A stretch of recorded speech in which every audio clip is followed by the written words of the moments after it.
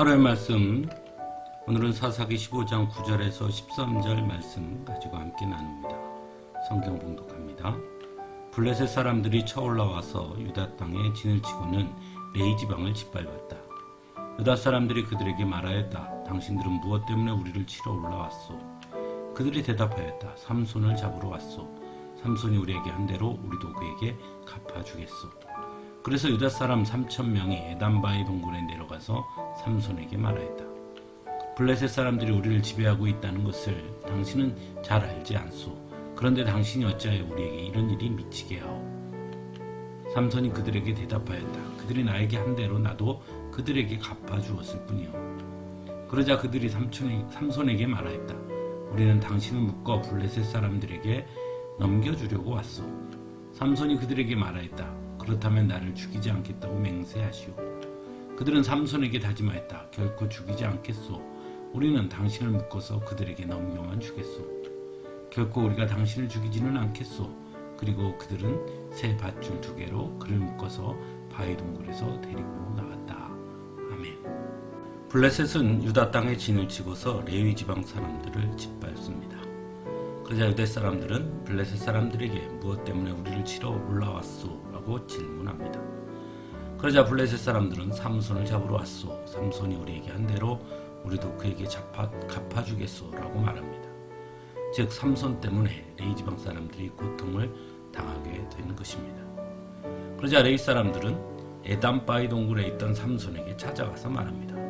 블레셋 사람들이 우리를 지배하고 있다는 것을 당신은 잘 알지 않소.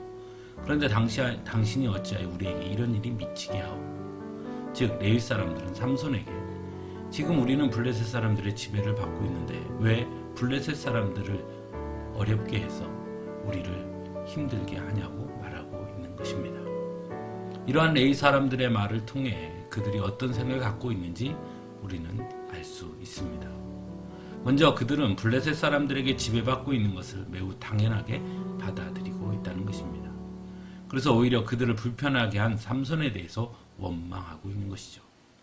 이런 그들의 태도는 블레셋 사람들로부터 벗어나고자 하는 생각조차도 없는 것처럼 보이기까지 합니다. 그리고 이것은 무엇보다 하나님의 백성으로서의 정체성마저 잃어버린 모습이라고 할 수 있습니다. 또한 오직 자신들만의 안위만을 생각하는 이기적인 모습임을 보게 됩니다. 자신들의 안위를 위해서 동족인 삼손을 블레셋에게 잡아 바치기로 한 것입니다.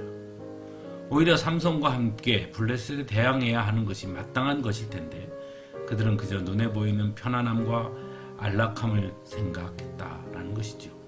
그래서 삼손을 잡아가기 위해 삼손을 찾아오게 된 것입니다.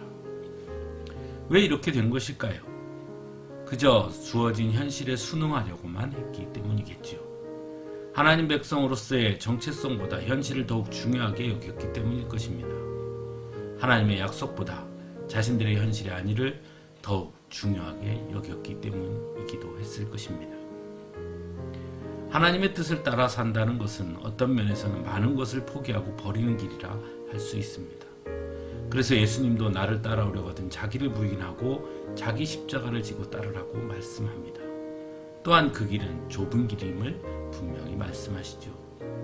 하지만 레위 사람들은 그것을 포기하지 못한 것입니다. 그렇다면 레위 사람들의 모습이 우리에게는 과연 없다고 자신 있게 말할 수 있을까요? 어쩌면 우리 역시도 눈에 보이는 안위와 편안함 그리고 이익 때문에 혹시 레위 사람들과 같은 모습은 없는지 다시 한번 생각해 보게 됩니다. 함께 기도하겠습니다.